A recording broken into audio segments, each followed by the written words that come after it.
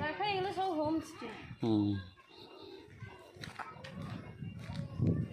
এখানে সব থাকে না। কলকাতার লোক এইসব জায়গা ভালোবাসে রে, 2-4 দিন এসে সময় কাটে। জায়গা ভালো লাগবে না।